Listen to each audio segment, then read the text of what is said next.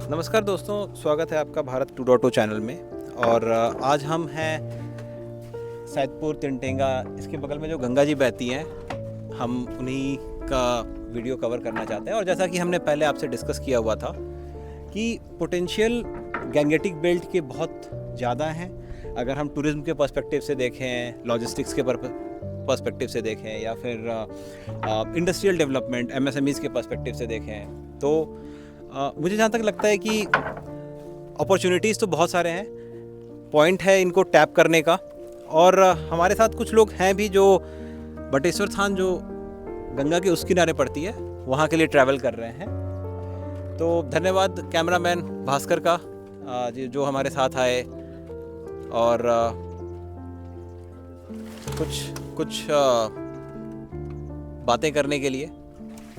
तो सामने जो आप देख रहे हैं वो पहाड़ी है बटेश्वर थान की, और उस साइड आपको दिखेगा NTPC कहलगांव।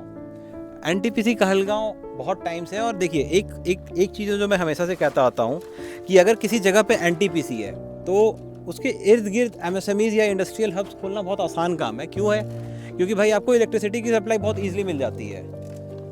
तो इन्हीं सब चर्चाओं पे बात करने के लिए हमारे साथ हैं अररिया के, आप लीजिए, आपका नाम क्या था? दुर्गानंद मेहता। हाँ, दुर्गानंद मेहता। तो दुर्गानंद मेहता जी, ये बताइए कि ये जो हमारा तिनटेगा दियारा है, यहाँ पे अक्सर बाढ़ आते रहती है। हाँ, और लोग डिस्प्लेस होते हैं, लोग अपने घर से उनको जाना पड़ता है। तो आपको क्या लगता है कि इसका कुछ परमानेंट सॉल्यूशन निकालना चाहिए? हर साल बाढ़ आए, हर साल आप लोग मूव करें यहाँ से वहाँ, और हर साल वही स्टोरी है। तो इसका कुछ परमानेंट सॉल्यूशन, मतलब कि ऐसा सॉल्यूशन कि बाढ़ आए ही ना, आपको क्या लगता है?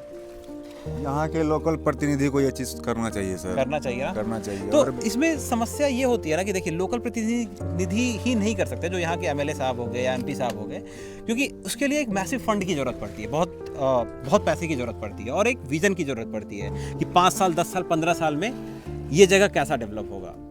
तो आप एक बात बताइए, यहाँ प्रॉब्लम्स किस किस टाइप की होती है अगर बाढ़ आती है तो? सर, हम लोग इस एरिया का आदमी नहीं है, हम लोग को उतना मालूम नहीं है सर जी। अच्छा, इसलिए हम लोग पूरा नहीं बता सकते हैं। लेकिन इतना ये देख के हम लोग को मालूम चल रहा है कि इन लोगों को कम से कम 3 से 4 महीना बहुत परेशानी में गुजरता होगा इन लोगों का जिंदगी।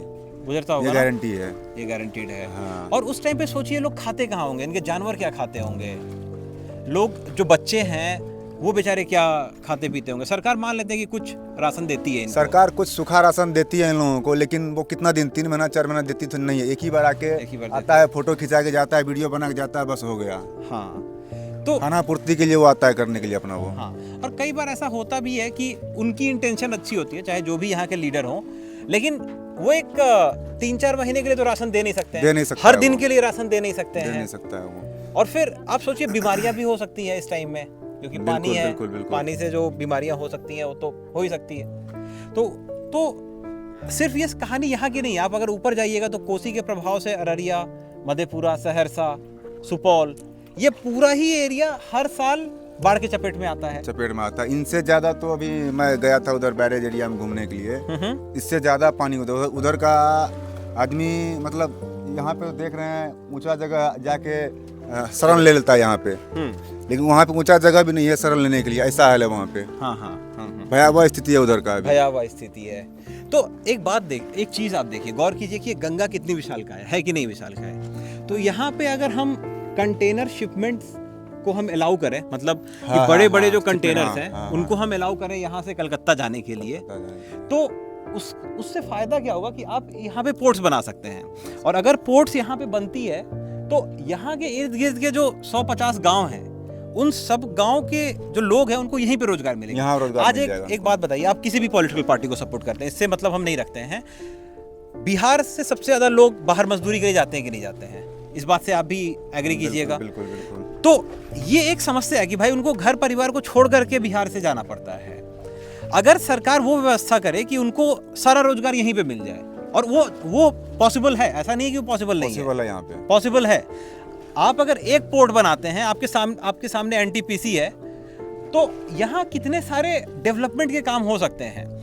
एमएसएमई भागलपुर जो है वो सिल्क सिटी जाना जाता है, उसके अलावा आपका मुंगेर का जो पूरा रास्ता है, भागलपुर से आप देखिएगा तो अपने पास सुल्तानगंज है, राइट, सुल्तानगंज है, सुल्तानगंज है। जो कि एक समय पे जब कांवरिया जब जाते हैं तो सुल्तानगंज होते हुए ही जाते हैं। तो भाई अगर इलाहाबाद, वाराणसी ऐसे जगहों पे रिलीजियस टूरिज्म की जा सकती है तो इस पूरे एरिया और इस पूरे बेल्ट में भी रिलीजियस टूरिज्म की जा सकती है। जी, बिल्कुल। तो पॉइंट ये है कि ये सब जो एरिया है जो हमारे गंगा के किनारे हैं, हाँ, इसमें थोड़ा आपको साइंटिफिक रिसर्च करना पड़ेगा कि कल के डेट में कट सकता है, नहीं कट सकता है, गंगा का बहाव किस साइड होगा।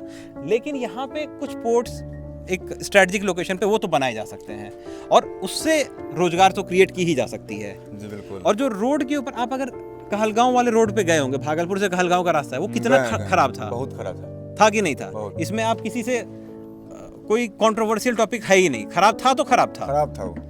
तो आप ये बताइए, आप उससे अगर ट्रांसपोर्ट नहीं कर सकते तो आप भाई नाव के जरिए नाव के कीजिए, जरिए, आप शिपमेंट बड़े के जरिए बड़े कीजिए आप शिप्स के इससे। थ्रू हाँ, शिप के कीजिए थ्रू आप। कर सकते हैं, और स्टीमर लगा सकते हैं इस पे हम। और दुनिया के कई सारे जो डेवलप्ड नेशन हैं, जो जिनकी रैंकिंग बहुत टॉप पे आती है, वो इन नदियों को यूज करते हैं। यूज करते हैं वो। आप चाहे फिनलैंड चले जाइए, आप इटली चले जाइए, नॉर्डिक कंट्रीज चले जाइए, तो वहाँ जो नदियाँ हैं या फिर समंदर है, अगर बैक वाटर्स रहता है तो उनको यूज़ करती है स्टेट गवर्नमेंट। तो मुझे जहाँ तक लगता है कि बस सोच की कमी है। देखिए, पैसे की कमी नहीं है, इस बात की गारंटी मैं इसलिए बोलता हूँ कि बिहार सरकार सेंट्रल के द्वारा जो एलोकेटेड पैसा होता है ना स्टेट को, वो कई हजार करोड़ वापस सेंटर को दे देती है। दे देता है वो। भाई आप पैसा खर्चा नहीं कर पा रहे हो तो यहाँ के लोगों की डेवलपमेंट कहाँ से करोगे आप? हाँ। आज अच्छा, चलिए आज आपके एरिया के बारे में बात करते हैं। आपने बताया कि आप कहाँ के रहने वाले हैं? अररिया डिस्ट्रिक्ट। अररिया के रहने वाले। अररिया में तो बाढ़ तो आता ही होगा।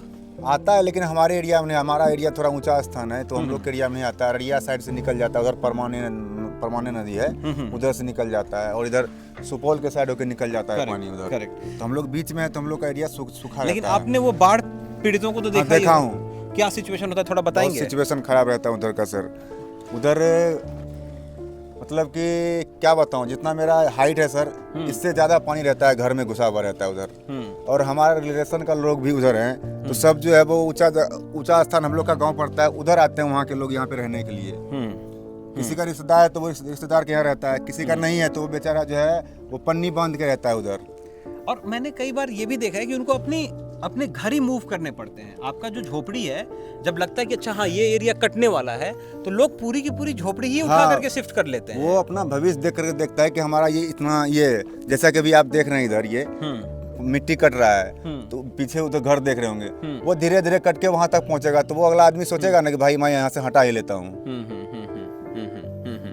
तो इन सब समस्याओं का समाधान जो है ना, वो बेसिकली हम डिफरेंट रिजर्वायर्स और कैनाल्स के थ्रू करना चाहते हैं। अब देखिए अब आपके पास सुपौल, देखिए सुपौल में कोसी बहुत बड़ी है कि नहीं है, और भयंकर है। मतलब उसका जो एरिया है, जिस एरिया में कोसी बहती है, वो एरिया बहुत बड़ा है। तो हम प्लान ये कर सकते हैं कि इन जगहों पे, जैसे सुपौल, मधेपुरा, सहरसा, यहाँ पे आप रिजर्वायर्स बनाएं। डैम्स क्यों नहीं बनाएं? क्योंकि डैम्स एक मेगा इंफ्रास्ट्रक्चर प्रोजेक्ट होता है और बहुत समय भी लगता है, बहुत टाइम लगता है। लेकिन जो छोटे रिजर्वायर्स हैं और उनको अगर आप कैनाल्स के थ्रू मेन नदी से जोड़ देते हैं, तो उसका फ़ायदा ये होता है कि वहाँ फिशरीज के साथ साथ टूरिज्म और जो बाढ़ है उसको आप प्रिवेंट कर सकते हैं। अब हम चालू कैसे करें? अगर हम इन चीज़ों को डायरेक्टली हम बिहार सरकार को बोले तो बोले भाई यहाँ पे ये अड़चन है, वहाँ वो अड़चन है, करने में 10 साल लग जाएगा, कोई करेंगे तो कोई नेता आ जाएगा।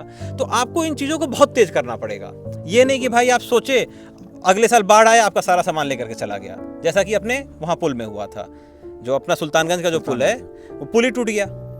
तो इन चीज़ों को किया जा सकता है, बशर्ते कि आप एक प्रॉपर 5 ईयर 10 ईयर प्लान्स के साथ आएँ और इन्वेस्टमेंट्स की गारंटी पहले से ही लेकर के आएँ, और उसका रिजल्ट आपको 1-2 साल में ही दिखना शुरू हो जाएगा। अच्छा, एक बात बताइए, अगर हम ये इंश्योर कर लें कि सुपौल, अररिया, मधेपुरा एटलीस्ट 3 जिलों में बाढ़ आए ही ना, अगर ये मेरा टारगेट रहता है, तो उससे लोगों को फायदा होगा कि नहीं होगा? अगर उधर बाढ़ नहीं आएगा तो सर मेरे को लगता है इधर भी इतना ज्यादा पानी नहीं आएगा। नहीं आएगा, बिल्कुल सही बात बोला है आपने। नहीं आएगा सर इधर। तो अब एक बार जब बिहार के लोग ये देख लेते हैं कि ये पॉसिबल है, तो वो सपोर्ट करेंगे कि नहीं करेंगे? करेंगे, लेकिन मैंने सबसे पहले आपको बताया कि इधर के लोकल जनप्रतिनिधि को सोचना चाहिए, MP MLA को सोचना चाहिए। ये लोग आगे बात को ले जाएंगे तभी तो मंत्री जो होता है ऊपर जिसके विभाग में ये आता है उसके पास तो कम से कम ये खबर पहुंचाना चाहिए, इसके बारे में उसको बोलना चाहिए, तभी तो वो इधर का फंड देगा, कुछ भी करेगा वो।